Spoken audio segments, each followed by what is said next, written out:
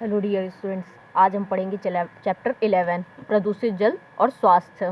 तो आइए स्टार्ट करते हैं, देखते हैं इस चैप्टर में क्या है कहानी। इसमें क्या रहा है, दिनेश गांव में रहता था। उसके गांव के समीप एक नदी बहती है।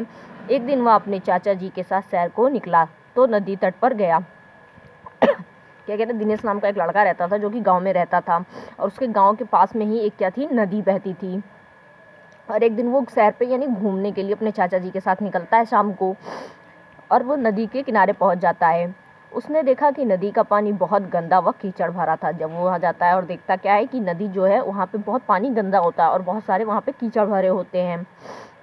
दिनेश ने चाचा जी से पूछा कि नदी का पानी तो बहुत गंदा और कीचड़ भरा है, और वो यही प्रश्न अपने चाचा जी से करता है कि यहाँ पे इतनी गंदगी है, कीचड़ भरा हुआ है। चाचा जी ने उसे बताया कि नदी में नगरों का दूषित जल व कारखानों के रसायन बहाए जाते हैं। उन्होंने क्या कहा कि नगर का जो दूषित जल यानी जिसमें पहले से ही गंदगी मौजूद होती है, वो जल इसमें बहाया जाता है।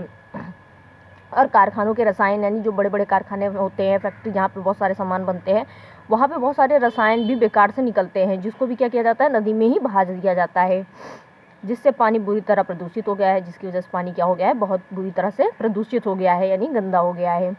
इस नदी में अब मछलियाँ भी नहीं पाई जाती। और तो क्या होता है कि पानी जब गंदा हो जाता है तो वहाँ पे मछलियाँ भी तो नहीं रहेंगी, वो भी तो मर जाएंगी या तो कहीं और चली जाएंगी, क्योंकि गंदी जगह तो कोई भी नहीं रहना चाहेगा। दिनेश जल के महत्व से परिचित है और इसके प्रदूषण से चिंतित भी। अच्छा, दिनेश को पता होता है कि जल का क्या महत्व है, हमें साफ़ सुथरा जल कितना ज़्यादा आवश्यक है, इसलिए वो क्या होता है, चिंतित हो जाता है इस बात से। वह समय मिलने पर नदी घाट पर आ जाता है और जीवनदायी जल को काले प्रदूषित रूप में देखकर विचारता है कि क्यों लोग प्राण देने वाले अमृत को विष में बदल रहे हैं। अच्छा, जब भी उसे समय मिलता वो क्या करता, नदी के किनारे पे आ जाता, और जब वह वही गंदे जल को देखता तो वो क्या करता, सोचने लगता कि ये जीवनदायी जल यानी जो सबको जीवन देता है, अगर आप जैसे पानी नहीं पियोगे तो कैसे रहोगे। तो वो क्या सोचता है कि ये जो इतना प्राण देने वाला अमृत है लोगों को, क्योंकि बिना जल के तो कोई नहीं रह सकता, वो एक अमृत की तरह काम करता है। फिर लोग उसको क्या कर रहे हैं, क्यों जहर में बदल रहे हैं, यानी जानबूझ के जो उसको गंदा कर दे रहे हैं, जिससे पी के इंसान को जीवन न मिलने के बजाय और बीमारियां मिलने लगेंगी, क्योंकि वो प्रदूषित हो चुका है। तो फिर वो जब गंदा हो गया तो अमृत के समान नहीं रह जाएगा। नेक्स्ट, दिनेश केवल इस विषय में ही चिंतित नहीं है, वह नदी घाट को स्वच्छ बने रहने व गांव से नदी को होने वाले प्रदूषण के प्रति भी सचेत रहता है। अच्छा, उसे सिर्फ इस बात की चिंता नहीं है, वो यह भी सोच रहा है कि नदी का जो घाट है वो भी स्वच्छ बना रहे, यानी सिर्फ पानी में ही नहीं, नदी के किनारे भी साफ सुथरा रहे, नदी को होने वाले प्रदूषण के प्रति। और नदी को जो है कि प्रदूषण जो हो रहा है नदी से, नदियाँ जो गंदी हो रही हैं, प्रदूषित हो रही हैं, वो उसके बारे में भी सचेत है, यानी सावधान है। अचानक वह देखता है सरबजीत अपनी भैंस लेकर दूसरे घाट में नदी में प्रवेश कर रहा है। वे नदी में लेट जाती हैं। दिनेश तेजी से वहां जाता है। अचानक वो क्या देखता है कि एक सरबजीत नाम का आदमी है जो कि अपनी भैंस लेकर वहां नदी में आता है, और भैंस क्या करती है, नदी में लेट जाती है पानी में। और दिनेश क्या करता है, तेजी से भाग के उसके पास आता है। दिनेश, या क्या कर रहे हो चाचा? दिनेश उससे पूछता है कि आप क्या कर रहे हैं? सरबजीत, बेटा भैंसों को बहुत गर्मी सता रही थी, सोचा नदी में नहला दूं। वो जो होते हैं सरबजीत, वो क्या कहते हैं, उससे मजाक में कहते हैं कि बेटा मेरे भैंस को क्या हो रहा है, बहुत गर्मी हो रही थी, तो मैंने सोचा कि नदी में इसे नहला दूं। दिनेश, परंतु चाचा यह तो सोचो कि इससे नदी का पानी कितना गंदा हो जाएगा।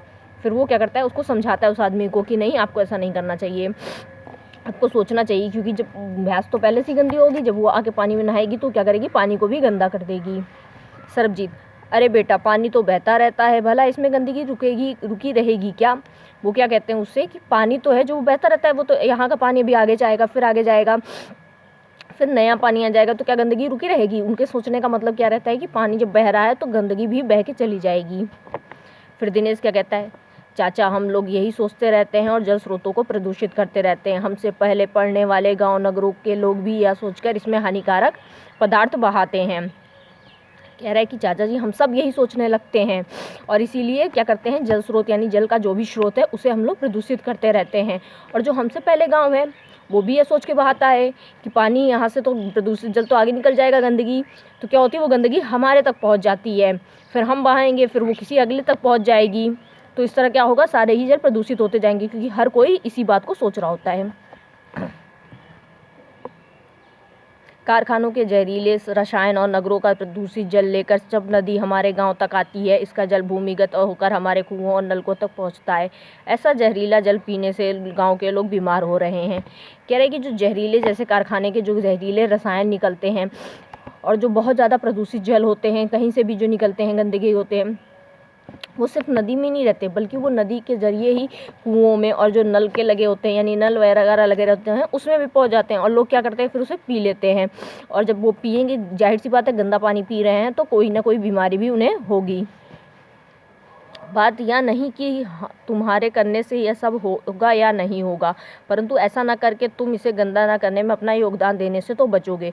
इसी प्रकार जब बड़ी संख्या में लोग जल स्रोतों के प्रति सचेत होंगे, तभी तो नदियाँ प्रदूषण से मुक्त रह सकेंगी। अच्छा, लोग क्या होते हैं, सोचते हैं कि दूसरा नहीं कर रहा है तो हम क्यों करें, हमारे एक के करने से क्या हो जाएगा। तो ये कहते हैं कि बात ये सोचने की नहीं है कि हमारे करने से होगा या नहीं होगा, लेकिन आप क्या कर सकते हैं, एक छोटा सा योगदान तो दे सकते हैं। लोग करें या ना करें, लेकिन आप उससे बच तो सकते हैं गंदा करने से। ऐसे ही सब धीरे धीरे सोचने लगेंगे कि हाँ, हम बचा लें, हम अपना बचा लें गंदा करने से, तो क्या होगा, एक दिन सारे लोग ही इसके प्रति क्या हो जाएंगे, सचेत हो जाएंगे और सावधान हो जाएंगे। सरबजीत की समझ में बात आ जाती है और वह भैंसों को नदी से बाहर निकालता है। भैंसें नदी में गोबर करती हुई बाहर निकल जाती हैं। भैंसों को नदी में गोबर करते देख दिनेश का मन दुखी होता है। अच्छा, जो सरबजीत होता है, जब दिनेश समझाता है तो उसको समझ आ जाता है और वो बाहर भी निकालता है, लेकिन भैंस क्या होती है, उतने देर में ही गोबर कर देती है। जब दिनेश ये देखता है कि पानी में गोबर कर रही है तो गंदा हो रहा है, तो वो क्या होता है, बहुत दुखी हो जाता है। वह गांव को लौटता है तो पाता है कि चौपाल पर भीड़ लगी है। वह जिज्ञासावश वहां जाकर पता करता है कि नगर से कोई समाज सेवी आए हैं जो ग्रामीणों को जल प्रदूषण के विषय में जानकारी दे रहे हैं। अच्छा, जब वो अपना घर लौटने लगता है तो चौपाल जो होता है, वहाँ पर भीड़ लगी होती है। जब भीड़ देखता है तो उसका भी मन क्या करता है, जिज्ञासु होता है, तो वो क्या करता है, उसका भी मन करता है कि चले देखें यहाँ पे क्यों भीड़ लगी हुई है। जब वो वहाँ जाता है तो देखता है नगर से कोई समाज सेवी आए हैं, यानी जो समाज की सेवा करते हैं, उन्हें हम समाज सेवी कहते हैं। और वो क्या कर रहे हैं, ग्रामीणों को, यानी गाँव के लोगों को क्या कर रहे हैं, जल प्रदूषण के बारे में ही बता रहे हैं, उनकी जानकारी दे रहे हैं। तो समाजसेवी क्या कहते हैं, इस समय संपूर्ण विश्व विभिन्न प्रकार के प्रदूषणों से प्रभावित हो रहा है। आपका यह गांव भी इसमें से एक है। कह रहे हैं कि इस समय जो संपूर्ण विश्व है, यानी पूरा विश्व, पूरा संसार जो है, वो क्या कर रहा है, विभिन्न प्रकार के प्रदूषणों से प्रभावित हो रहा है। यानी विभिन्न प्रकार प्रदूषण सिर्फ एक प्रकार का नहीं होता है कि केवल जल प्रदूषण हो गया, बहुत सारे होते हैं, वायु प्रदूषण, ध्वनि प्रदूषण, ऐसे करके जो कई सारे प्रदूषण हैं, उनसे क्या हो रहा है, प्रभावित हो रहा है, यानी उनका असर हो रहा है, प्रभाव पड़ रहा है। आपका यह गांव भी उसमें से एक है, और कहता है आपका गांव भी उसमें से एक है जहाँ पे क्या है, प्रदूषण विद्यमान है।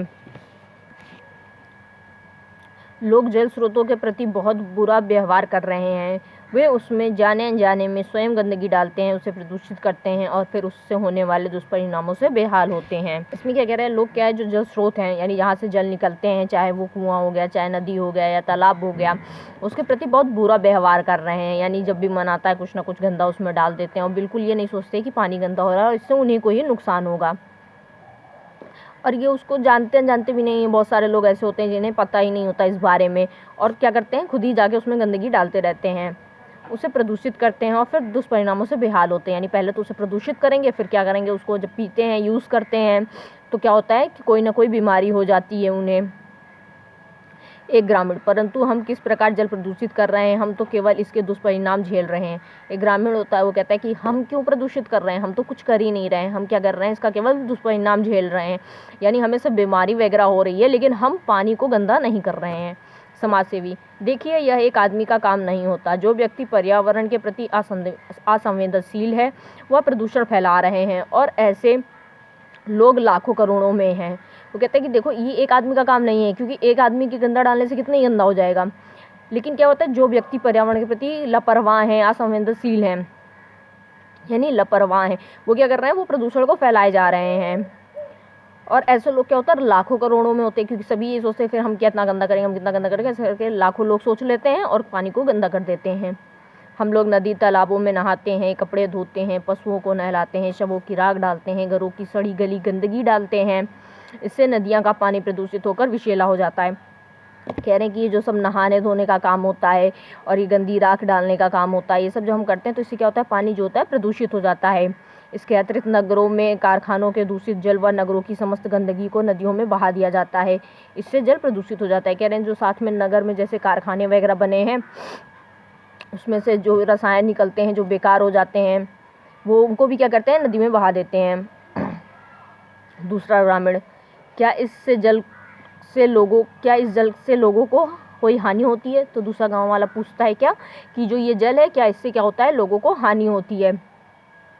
समाज सेवी, हाँ, इस प्रदूषित जल के पीने से तरह तरह के रोग, हैजा, पेचिस, पीलिया आदि फैलते हैं। वो कहते हैं कि हाँ, ये जो प्रदूषित जल है, अगर इसे कोई पी लेगा तो उसे तरह तरह की बीमारी हो जाएगी, जैसे हैजा हो गया, पेचिस हो गया या पीलिया हो गया। यदि इस समय रहते हमने इस पर नियंत्रण नहीं पाया तो सारा संसार हाहाकार करने लगेगा। क्या यह मेरी बात समझ पाए आप लोग? तो कहते हैं कि अगर हमने इस पर नियंत्रण नहीं पाया, यानी हमने प्रदूषण पर नियंत्रण नहीं पाया, हमने जल को गंदा होने से नहीं रोका, तो क्या होगा, एक दिन सारा संसार हाहाकार करने लगेगा। क्योंकि होगा, सारा संसार ही बीमार पड़ने लगेगा। अनेक ग्रामीण हाथ उठाकर, आपकी बात हमारी समझ में आ गई। आज हम लोग संकल्प लेते हैं कि जल स्रोतों को प्रदूषित होने से बचाएंगे। घर के कूड़े कचरे को नदियों या जल स्रोतों में नहीं डालेंगे। तो सभी ग्रामीण क्या करते हैं, एक साथ बोलते हैं कि हाँ, हम आपकी बात को समझ चुके हैं और अब हमसे हम क्या करेंगे, इस पानी को गंदा नहीं करेंगे, जल प्रदूषित नहीं होने देंगे, और साथ ही क्या करेंगे, इसको प्रदूषण से भी बचाएंगे कि वहाँ पे कुछ ऐसा गंदगी ना हो पाए। इन लोग इस बात का संकल्प ले लेते हैं, यानी ठान लेते हैं कि हाँ, हमें अब ये करना ही है। समाज सेवी, बहुत अच्छा, यदि इसी प्रकार संसार के सभी लोग संकल्प कर ले तो जल प्रदूषण की समस्या नहीं रहेगी और स्वस्थ जीवन जी सकेंगे। समाज सेवी कहते हैं ये बहुत अच्छी बात है, अगर आप ही लोग की तरह क्या करें, समाज के सारे लोग इस चीज़ को संकल्प ले लें कि हमें गंदा नहीं करना है, तो वो गंदा नहीं करेंगे और जल क्या हो जाएगा, एकदम शुद्ध हो जाएगा, साफ़ हो जाएगा, जिससे लोग क्या करेंगे, एकदम स्वस्थ जीवन जिएंगे, क्योंकि जब वो साफ जल पिएंगे तो उन्हें कोई बीमारी नहीं होगी। तो स्टूडेंट, ये चैप्टर ख़त्म हो गया है। क्वेश्चन आंसर आप लोग कर लीजिएगा, हम आपको सेंड कर देंगे। Thank you students.